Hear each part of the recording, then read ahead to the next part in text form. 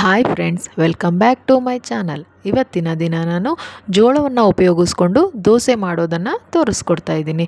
ಜೋಳದಲ್ಲಿ ನಾವು ಯೂಶ್ವಲಿ ಮುದ್ದೆ ಮತ್ತು ರೊಟ್ಟಿಯನ್ನು ಮಾಡೋದನ್ನು ನೋಡಿದ್ದೀವಿ. ಆದರೆ ಇದೇ ಜೋಳವನ್ನು ಉಪಯೋಗಿಸ್ಕೊಂಡು ನಾವು ದೋಸೆಯನ್ನು ಕೂಡ ಮಾಡ್ಕೋಬೋದು. ಇದು ತುಂಬಾ ಕ್ರಿಸ್ಪಿಯಾಗಿ ಟೇಸ್ಟಿಯಾಗಿ ಕೂಡ ಇರುತ್ತೆ.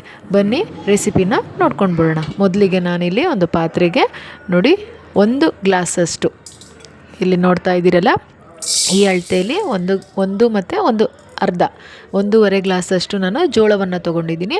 ಅದೇ ಗ್ಲಾಸಲ್ಲಿ ಅರ್ಧ ಗ್ಲಾಸಷ್ಟು ಉದ್ದಿನ ಬೇಳೆ ಅಥವಾ ಉದ್ದಿನ ಕಾಳು, ಏನು ನಾವು ದೋಸೆ ಇಡ್ಲಿಗೆಲ್ಲ ಉಪಯೋಗಿಸ್ಕೊಳ್ತೀವಲ್ಲ ಆ ಕಾಳನ್ನು ತೊಗೊಂಡಿದ್ದೀನಿ. 1 ಟೇಬಲ್ ಸ್ಪೂನಷ್ಟು ಕಡಲೆಬೇಳೆ, 1/4 ಟೇಬಲ್ ಸ್ಪೂನಷ್ಟು ಮೆಂತ್ಯ ಕಾಳನ್ನು ಹಾಕಿ ಚೆನ್ನಾಗಿ ಇದನ್ನು ಒಂದು 2-3 ಸರಿ ನೀಟಾಗಿ ವಾಶ್ ಮಾಡ್ಕೊಳ್ಬೇಕಾಗತ್ತೆ. ನೀರನ್ನು ಬದಲಾಯಿಸ್ಕೊಂಡು ನೀಟಾಗಿ ವಾಶ್ ಮಾಡಿಕೊಂಡು, ಈಗ ನಾನು ನೋಡಿ ಇದು ಮುಳುಗುವಷ್ಟು ನೀರನ್ನು ಹಾಕ್ಕೊಂಡು ನಾನು ನೆನೆಸಿಟ್ಕೊಳ್ತಾ ಇದ್ದೀನಿ. ಇದನ್ನು ಒಂದು 6-8 ಅವರ್ಸು ನೀವು ನೆನೆಸ್ಕೊಳ್ಬೇಕಾಗತ್ತೆ. ಮಾರ್ನಿಂಗ್ ನೆನೆಸಿದ್ರೆ ನೈಟ್ ಮಾಡ್ಕೊಳ್ಬೋದು, ಅಥವಾ ನೈಟ್ ನೆನೆಸಿದ್ರೆ early morning next day early morning ನಾವು ಮಾಡ್ಕೊಳ್ಬೋದು. ನೋಡಿ, ಇದು 8 ಅವರ್ಸು ನೆಂದಿರ್ತಕ್ಕಂಥದ್ದು. ನಾನು ನೈಟ್ ನೆನೆಸ್ಬಿಟ್ಟು ಆಫ್ಟರ್ ಡೇ ನೆಕ್ಸ್ಟ್ ಡೇ ನಾನು ಮಾಡ್ತಾಯಿದ್ದೀನಿ. ನೋಡಿ, ನೀಟಾಗಿ ಕಾಳೆಲ್ಲ ನೆನ್ಕೊಂಡಿದೆ, ಕಾಣಿಸ್ತಾ ಇದೆ ಅಲ್ವಾ.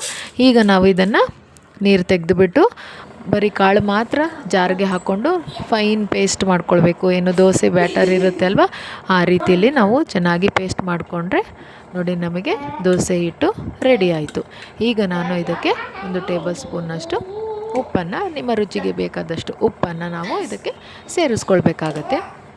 ಉಪ್ಪನ್ನು ಸೇರಿಸ್ಕೊಂಡು ಮಿಕ್ಸ್ ಮಾಡ್ಕೊಳ್ಳಿ. ಇಲ್ಲಿ ಕಾವಲಿ ಕಾದಿದೆ. ಈಗ ನಾವು ಏನು ದೋಸೆಯನ್ನು ಹಾಕ್ಕೊಳ್ತೀವಿ ಅಲ್ವಾ, ನಾರ್ಮಲ್ ದೋಸೆಗಳನ್ನು ಆ ರೀತಿಯೇ ಹಾಕ್ಕೊಳ್ಬೋದು. ಇದು ಏನು ತವಾಗೆ ಅಂಟ್ಕೊಳ್ಳೋದು ಆ ಥರ ಯಾವುದೇ ಪ್ರಾಬ್ಲಮ್ ಆಗೋಲ್ಲ. ನೀಟಾಗಿ ದೋಸೆ ಬರುತ್ತೆ. ಯಾರಾದರೂ ಮಾಡ್ಕೊಳ್ಬೋದು, ಈಸಿಯಾಗಿ ಮಾಡ್ಕೊಳ್ಬೋದು. ಇದಕ್ಕೆ ನೀವು ಎಣ್ಣೆ ಅಥವಾ ತುಪ್ಪ ನಿಮಗೆ ಯಾವುದು ಇಷ್ಟ ಆಗುತ್ತೋ ಅದನ್ನು ಹಾಕ್ಕೊಂಡು ನೋಡಿ ಈ ರೀತಿ ಮಗ್ಚಿ ಹಾಕಿ ಎರಡೂ ಕಡೆಯಲ್ಲಿ ರೋಸ್ಟ್ ಮಾಡಿಕೊಂಡೆ ಎಷ್ಟು ಕ್ರಿಸ್ಪಿಯಾಗಿರ್ತಕ್ಕಂತಹ ದೋಸೆ ನೋಡ್ತಾ ಇದ್ದೀರಿ ಅಲ್ವಾ, ಎಷ್ಟು ಚೆನ್ನಾಗಿ ದೋಸೆ ರೆಡಿ ಆಯಿತು. ನೀವು ಇದನ್ನು ಮಾರ್ನಿಂಗ್ ಬ್ರೇಕ್ಫಾಸ್ಟ್ಗೆ, ಆಫ್ಟರ್ನೂನ್ ಲಂಚ್ಗೆ ಕೂಡ ತೊಗೊಳ್ಬೋದು, ನೈಟ್ ಡಿನ್ನರ್ಗೆ ಕೂಡ ತೊಗೊಳ್ಬೋದು. ತುಂಬಾ ಹೆಲ್ದಿ ಮತ್ತು ಟೇಸ್ಟಿಯಾಗಿರ್ತಕ್ಕಂಥ ದೋಸೆ.